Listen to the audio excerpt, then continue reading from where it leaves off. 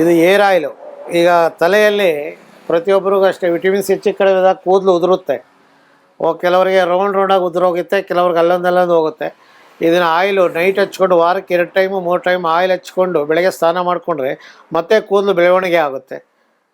ಆಗ ಲೇಡೀಸು ಉಪಯೋಗಿಸ್ಬೋದು, ಜೆಂಟ್ಸು ಉಪಯೋಗಿಸ್ಬೋದು. ಇದರಿಂದ ಎಲ್ರಿಗೂ ಅನುಕೂಲ ಆಗುತ್ತೆ. ಕೂದಲು ಮತ್ತೆ ಬರುತ್ತೆ, ಏನು ತೊಂದರೆ ಇಲ್ಲ. ಮೊದಲು ಕೂದಲಿದ್ದು ಉಲ್ಟು ಹೋಗಿದ್ರೆ ಬರುತ್ತೆ, ಮೊದಲಿಂದ ಇದ್ದಿದ್ರೆ ಬರೋದಿಲ್ಲ. ಅದರಿಂದ ಇದನ್ನು ಜನ ಎಲ್ಲರೂ ಏರ್ ಆಯಿಲು ಏರು ಪಾಲ್ ಆಗುತ್ತಲ್ಲ, ಅವರು ಮಾಮೂಲಿ ಇದನ್ನು ಎಣ್ಣೆ ಉಪಯೋಗಿಸ್ಕೋಬೋದು. ಆಮೇಲೆ ಈ ಪ್ರಾಡಕ್ಟ್ ಬಂದು ಪೌಡ್ರು ಗಾಯಗಳಿಗೆ. ಇದು ಕೆಂಪು ಗಾಯ ಆಗಿರುತ್ತಲ್ಲ, ಏಟು ಬಿದ್ದಿರೋ ಗಾಯಗಳಿಗೆ ಅದಕ್ಕೆ ಅನುಕೂಲ ಆಗುತ್ತೆ. ಇದೇನಿಲ್ಲ, ಈ ಥರ ಒಂದು ಅವಾಗೆ ತೋರಿಸಿ ಫಸ್ಟ್ ಒಂದು ಎಲ್ಲ ಗಾಯಗಳಿಗಾಗುತ್ತೊಂದು.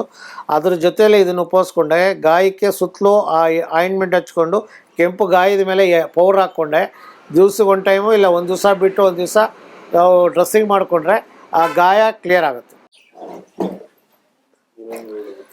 ಆಮೇಲೆ ಇದು ಗ್ಯಾಸ್ಟ್ರಿಕ್ಕಿಗೆ ರಾಮಬಾಣ ಇದ್ದಂಗೆ.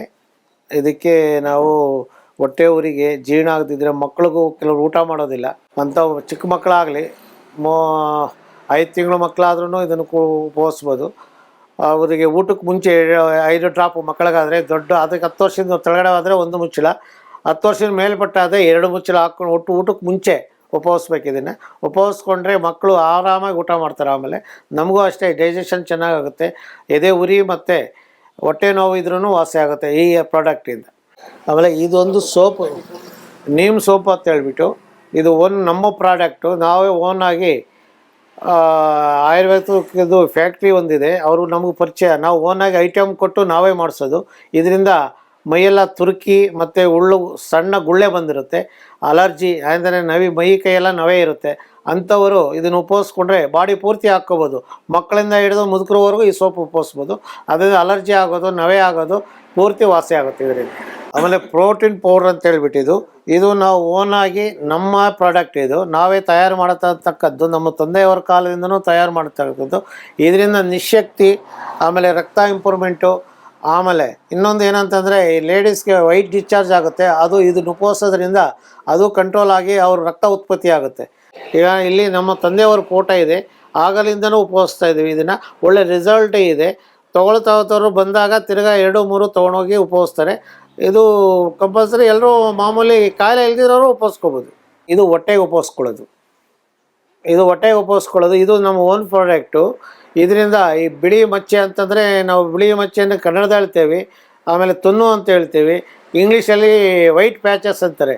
ಇದು ಉಪಯೋಗಿಸೋದ್ರಿಂದ ಆ ವೈಟ್ ಪ್ಯಾಚಸ್ಸು ಗುಣವಾಗುತ್ತೆ. ಆದರೆ ಲೇಟ್ ಆಗುತ್ತೆ, ಒಂದು 6 ತಿಂಗಳಿಂದ 1 ವರ್ಷ ಆಗುತ್ತೆ. ಅವ್ರಿಗೆ ಕಡಿಮೆ ಇದ್ದರೆ ಅರ್ಜೆಂಟೇ ವಾಸಿ ಆಗುತ್ತೆ, ಮೇಲಾಗಿರುತ್ತೆ ಕೆಲವರಿಗೆ, ಅವರು ವರ್ಷದ ಮೇಲೆ ಆಗುತ್ತೆ. ಈ ಪ್ರಾಡಕ್ಟ್ ಅನ್ನೋದು ಹೊಟ್ಟೆಗೆ ಉಪಯೋಗಿಸ್ಕೊಳ್ಳೋದು. ಆಮೇಲೆ ಇದರಲ್ಲೇ ಪೌಡ್ರು ಬರುತ್ತೆ, ಅದು ಮೈಗೆ ಹಚ್ಕೊಳ್ಳೋದು. ಅದರಿಂದ ಬಿಳಿ ಮಚ್ಚೆ ಮತ್ತು ಅಥವಾ ತುನ್ನು ಪೂರ್ತಿ ಗುಣಮಟ್ಟಾಗುತ್ತೆ. ಅದೇ ವಾಸಿ ಆಗಿರೋ ಬೇಕಾದರೆ ಅವರು ಫೋನ್ ನಂಬರೆಲ್ಲ ಕೊಡ್ತೀವಿ, ತಿಳ್ಕೊಬೋದು. ಇದು ಶುಗರಿಗೆ ನಮ್ಮದು ಇದು ಒಂದು ಪ್ರಾಡಕ್ಟು. ಆದರೆ ಇದು ಕೆಮಿಕಲ್ ಇಲ್ಲ ಇದರಲ್ಲಿ, ಆಯುರ್ವೇದಿಕ್ ಪ್ರಾಡಕ್ಟ್ ಇರೋದ್ರಿಂದ ಶುಗರಿಗೆ ಇದು ಅಶ್ವಗಂಧ ಮತ್ತು ಅಮೃತ ಬಳ್ಳಿ ಸುಮಾರು ಇದರಲ್ಲಿ 8 ಐಟಮ್ ಮಿಕ್ಸ್ ಆಗಿರುತ್ತೆ.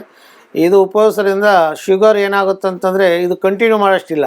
ಶುಗರ್ ನಾರ್ಮಲ್ ಬಂದ ಮೇಲೆ ಪೂರ್ತಿ ಮಾತ್ರೆ ತೊಗೊಳಂಗಿಲ್ಲ, ನಿಲ್ಲಿಸ್ಬೋದು. ಅದೇ ಒಂದೇ ಸಡನ್ನಾಗಿ ನಿಲ್ಲಿಸ್ಬೋದು, ಹಂತವಾಗಿ ನಿಲ್ಲಿಸ್ಕೋಬೇಕು. ಹಂತವಾಗಿ ಇದು ಉಪಯೋಗಿಸಿದ ಈ ಕಾರು ಉರಿ ಮತ್ತು ಚಳುಕು, ಆಮೇಲೆ ಈ ಇಂಗ್ಲೀಷ್ ಟ್ಯಾಬ್ಲೆಟ್ಸ್ ತೊಗೊಳೋದ್ರಿಂದ ಸೈಡ್ ಎಫೆಕ್ಟ್ ಬರುತ್ತೆ. ಇದು ತೊಗೊಳೋದ್ರಿಂದ ಸೈಡ್ ಎಫೆಕ್ಟ್ ಬರೋದಿಲ್ಲ, ಅದು ನಾವು ಗ್ಯಾರಂಟಿ ಕೊಡ್ತೀವಿ. ಆದರೆ ಶುಗರೂ ಕಂಟ್ರೋಲ್ ಬರುತ್ತೆ ಇದರಿಂದ. ಇದು ವಾಸಿ ಆಗಿರೋ ಬೇಕಾದಷ್ಟು ಜನ ಇದ್ದಾರೆ, ಬೇಕಾದರೆ ಅವ್ರ ನಂಬರ್ ತೊಗೊಂಡು ವಿಚಾರಣೆ ಮಾಡ್ಕೋಬೋದು. ಸರ್, ನಾವು ಅವ್ರ ತಾತ ರಾಮಯ್ಯ ಅವರಿದ್ದಾಗಲಿಂದನೂ ನಾವು ಬಂದು ಇಲ್ಲಿ ಟ್ರೀಟ್ಮೆಂಟ್ ತಗೊಂಡು ಹೋಗ್ತಾ ಇರೋದು. ನಾವಿಲ್ಲಿ ಪರವಾಗಿಲ್ಲ, ಎಲ್ಲ ಹಾಸ್ಪಿಟ್ಲ್ಗಿಂತ ಇಲ್ಲೇ ಅಷ್ಟು ವಾಸಿ ಅನ್ನಿಸ್ತದೆ ನಮಗೆ. ಇಲ್ಲಿ ಬಂದು ತೋರಿಸ್ಕೊಂಡು ಹೋಗೋರೆಲ್ಲನೂ ಪರವಾಗಿಲ್ಲ ಅಂತ ಹೇಳ್ತಾರೆ.